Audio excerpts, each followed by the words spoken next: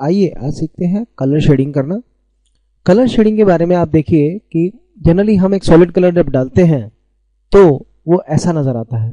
जैसे कि आप इसे देखें तो ये सॉलिड कलर है। सॉलिड कलर में जब हम शेडिंग करते हैं तो जनरली हम कैसे करते हैं, हम F11 से शेडिंग टूल में जाते हैं और इसी तरह से रेडियल करके हम इसे दे देते हैं। देखिए यहाँ पे कलर जो आ रहे हैं आपके रेड से वाइट आ रहा है, जबकि एक्चुअल शेडिंग अगर हम आपको दिखाएं तो आप देखिएगा कि शेडिंग इस तरह से ना होके अगर इस तरह की हो तो आप देखेंगे कि इस शेडिंग में बहुत फर्क है।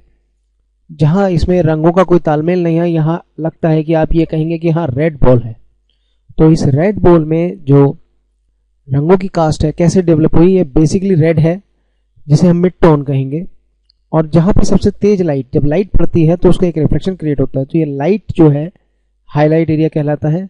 और जहां लाइट नहीं पहुंच पाती है उसको हम शेडो एरिया यानी कि शेडो कहते हैं। तो इस तरह से जब भी शेडिंग क्रिएट की जाती है तो उसके तीन पार्ट जरूर बनते हैं। एक हाईलाइट यानी कि जो रंग है ओरिजिनल है उसका एक लाइट पार्ट और एक उसी का डार्क पार्ट।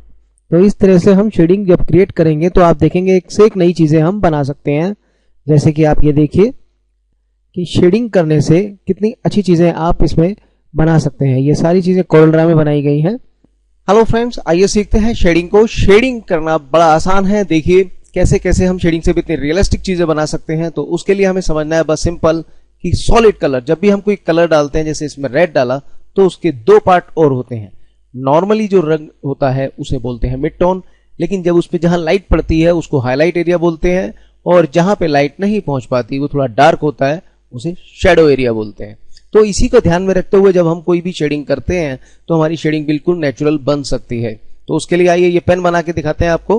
तो जैसे ये हमने एक रेक्टेंगल टूल लिया, F11 से हम शेडिंग में गए, या फिर हम पहले कोई भी एक कलर डाल लेते हैं। सपोज हमने कलर डालना है रेड।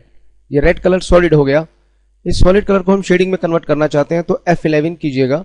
F11 में कस्टम में जाइए, यहां पे ये स्टार्टिंग में रेड ही है, यहां पर भी सेलेक्ट करके इसे रेड कर दीजिए। अब इसमें दो तीन जगह पे क्लिक कर दीजिए।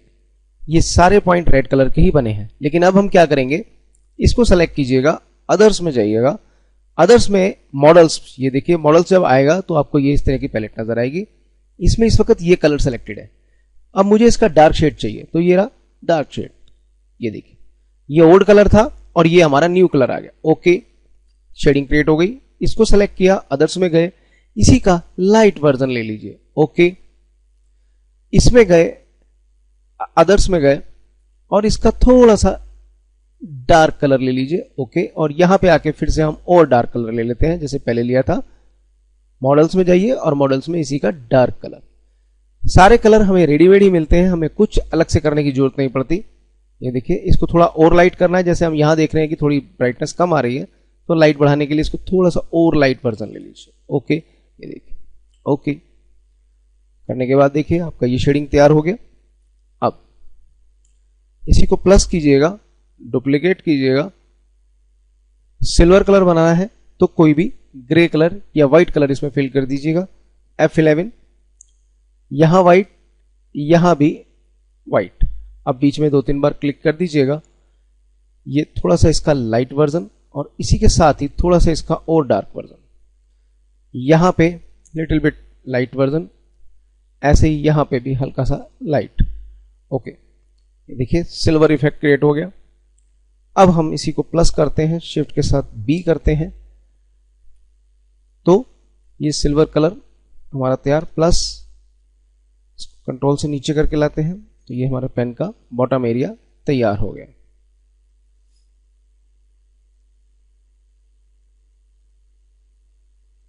अब ये गोल्डन पार्ट बनाने के लिए हम इसमें गोल्डन डालेंगे F11। ये शेडिंग बहुत सारी है, हम इसे सबको बदलेंगे तो हमें टाइम लगेगा। हम पहले कोई बेस कलर ले लेते हैं, जैसे कि हमने येलो ले लिया या कोई भी गोल्डन टाइप का कलर ले लीजिए। ये गोल्डन टाइप का कलर ले लीजिए F11। F11 में कस्टम में जाइएगा, यही गोल्डन कलर जो आपने चुना था अभी यहां से पिक कर लेते हैं। अब हम इसके अंदर बस वेरिएशन क्रिएट करेंगे। लाइट हो गया, गोल्डन हो गया, सेम हमने फिर से कलर डाल दिया। ये फिर से डाला। इस बार हम इसको अदर्स में जाके थोड़ा इसका डार्क वर्जन, ये वाला ओके कर देते हैं। यहां पे फिर इसका कोई भी लाइट वर्जन ले लीजिए। ये देखिए golden effect, golden reflection create हो गया। इसे बड़ा कर दीजिए। कोरल ड्रा में इस तरह की तिरछी लाइनें बनाने में या तिरछी ग्रेडियंट बनाने में थोड़ी मुश्किल आएगी, तो उसके लिए हम इसमें ट्रिक अपनाएंगे। कंट्रोल ई से इसे एक्सपोर्ट कर देते हैं। इसका नाम देते हैं NIB और ये WMF विंडो मेटा फाइल बनाएंगे। हम इसको एक्सपोर्ट कर देते हैं, कर्व कर देते हैं। अब इसी को वापस इंपोर्ट कर देते हैं। कंट्रोल आई, NIB निब हमने बनाई थी फाइल, तो वो फाइल हम पिक करेंगे, इंपोर्ट। अब हमें इसे सिर्फ इन्वेलप कमांड देना है, तो जो कि ये रहा। इन्वेलप कमांड में आप ये वाला सेलेक्ट कर लीजिए, स्ट्रेट लाइन मोड। शिफ्ट की दबाइएगा कीबोर्ड से और इसको यहां से नीचे ऐसे क्लिक कीजिएगा। देखिए आपका ये निब शेप तैयार हो गई। अब ये वाली कैप बनाने के लिए इसका होल्डर क्लिक कीजिए। यहां पे मैं आपको एक चीज और बताना चाहता हूं, F11 करके आप जा सकते हैं। ब्लैक मिल रहा है हमको, ब्लैक से ब्लैक ले लीजिएगा या ग्रे ले लीजिएगा और बीच में कहीं पर हल्का सा light grey, dark grey and फिर लाइट ग्रे डाल दीजिए। इससे क्या होगा, रिफ्लेक्शन सा क्रिएट होगा। देखिए बहुत तेज लाइट जब देंगे तो वो रियलिस्टिक सा नहीं लगेगा, लाइट्स उसी की शेड क्रिएट कीजिएगा। कभी कभी हमें जो कलर चाहिए, जैसे हमने यहां दिया, यही कलर सेम हमें किसी और में चाहिए तो हम डुप्लीकेट करके ले जाते हैं। एक तरीका और भी है कि यही शेडिंग हमें इसमें चाहिए या यही शेडिंग हमें इसमें चाहिए, तो हम इसके लिए क्या करेंगे, इसको सेलेक्ट कीजिएगा, डबल क्लिक कीजिएगा और बस ओके कर दीजिएगा। अब जिसको भी सेलेक्ट करके कंट्रोल आर करेंगे आपको ये शेडिंग ऑटोमेटिकली मिल जाएगी। सो एंजॉय दिस शेडिंग और आप भी इस तरह से रियलिस्टिक चीजें बनाइए। उम्मीद करता हूं आपको ये पसंद आया होगा। प्लीज मुझे अपने सजेशन भेजते रहिएगा। धन्यवाद।